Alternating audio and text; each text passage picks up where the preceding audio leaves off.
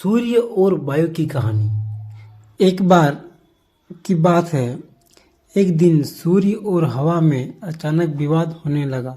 दोनों इस बात पर बहस करने लगे कि उन दोनों में सबसे अधिक शक्तिशाली कौन है। वायु बड़ी ही घमंडी और जिद्दी स्वभाव की थी।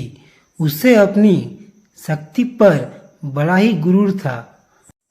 उसका मानना था कि वह अगर तेज गति से बहने लगे तो बड़े बड़े पेड़ों को उखाड़ सकती है।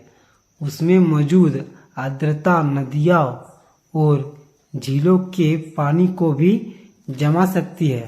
अपने इसी घमंड के चलते वायु ने सूर्य से बहस करते हुए कहा, मैं तुमसे ज्यादा शक्तिशाली हूँ। मैं चाहूँ तो किसी को भी अपने झोंके से हिला सकती हूँ। सूर्य ने हवा की बात मानने से इनकार कर दिया और कहा, बड़े ही शांत तरीके से कहा, देखो, कभी भी अपने पर घमंड नहीं करना चाहिए।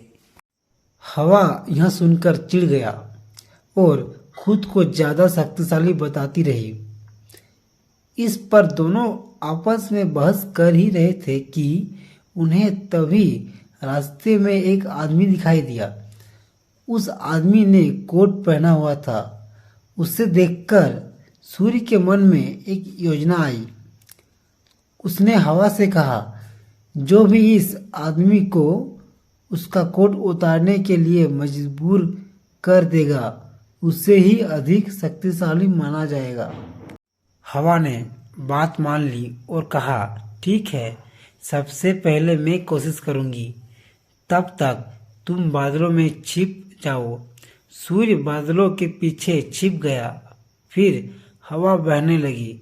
वह धीमे धीमे बहने लगी, लेकिन उस आदमी ने अपना कोट नहीं उतारा। फिर वह तेजी से बहने लगी। हवा तेज होने की वजह से उस आदमी को ठंड लगने लगी और उसने अपने कोट से शरीर को अच्छे से लपेट लिया।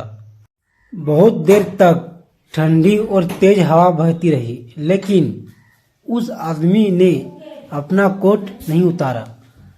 अंत में हवा थक कर शांत हो गई। इसके बाद सूर्य की बारी आई। वह बादलों से बाहर निकला और हल्की धूप करके चमकने लगा।